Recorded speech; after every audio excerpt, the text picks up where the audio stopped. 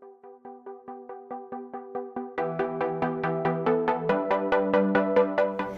guys, Coach Steph here. So in today's vlog, I want to talk about how to avoid bloating, swelling, especially in this heat that's going to be coming our way come June and July. Our summer heat's here. It's already getting hot. Some of you guys might feel a little bit more dehydrated. So what I really want to focus on a simple way to help our diet without getting into all the what's my macros, how am I going to count those, because a lot of you guys start that and then it tends to fall off because it's a lot of work making sure that we hit those numbers. We end up losing sleep over it, and then we're like, why are we not losing any weight? Well, our stress level's gone up and now we're stuck, you know, if not worse or where we were in the beginning. So the biggest thing that I do for myself with my eating is I look at my sodium intake with every single meal that I'm eating.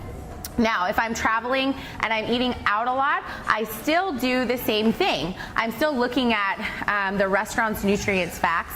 I'm looking at what's on the labels. When I go to Starbucks, I'm looking at how much they've got in all their snacks that are laid out there. Anything prepackaged, right, has nutrients facts on it.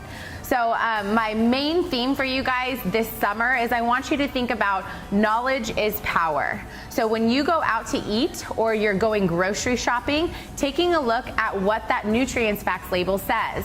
Our society and world has done a great job. I mean, they're marketing a lot of different organic, healthy brands and saying low sodium, no sodium, 25% less sodium. But you really need to turn that package over and take a look, because they get around kind of saying, okay, this is 25% less sodium than the highest sodium food that they have in maybe in their same brand. So you got to make sure that you're reading that. Some of you guys might be like, okay, well, how much sodium am I supposed to have? And why do I need to avoid that? You're looking at having about no more, and this is the American Heart Society saying no more than 1,500 milligrams of sodium a day.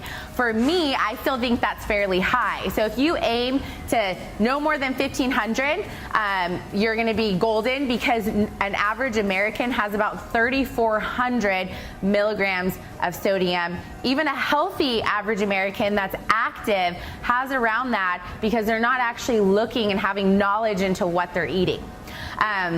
So a great example, I was at Costco 2 weeks ago, and I'm looking, and I like to look at what new snacks there are, because I like to give everyone tips on, okay, 10 a.m., I need a snack, I'm at work, I'm hungry, what's easy, quick, and something healthy? Well, I saw this pre-packaged salad, and I'm looking at it, says organic, kale salad, quinoa. I'm like, oh, this looks great. Well, I turn the package over and it has about 800 milligrams of sodium in one serving of it, which is not even the whole salad, which we would easily eat as a snack. So just in one meal, you'd get about 1,500 to 1,600 milligrams of sodium in a snack that you have during the day. So if you're already there, you can't have any more the rest of the day. You're kind of screwed. So being able to pay attention to that stuff, because even if it's labeled healthy, organic, you need to make sure that you're using your brain on what you're eating, what you're consuming, because everything that you put into your body, it's going to have a result on how you feel, your energy, and then also on your look, right? On how you look, how you feel, how your clothes fit. Are you swollen? Is your face swollen? Your eyes swollen? Those things are going to relate to mainly sodium intake. It happens a lot too as the weather gets hotter. I know I mentioned that earlier. As this heat increases, our bodies are going to get more dehydrated, which we need water, but then we also need to be paying attention to that salt intake. I know many of you guys try and eat healthy as it is. So one thing you should for sure make sure is a staple in your house is no table salt, right? No salt shaker. You can have it in your spice cabinet, because if you make your own food and everything is fresh, then you adding salt here and there in your cooking of all natural, non-prepackaged stuff is okay, but don't be adding any extra salt while you're sitting there eating dinner. Some of you guys are like, oh, I can't stand that. That food is just horrible.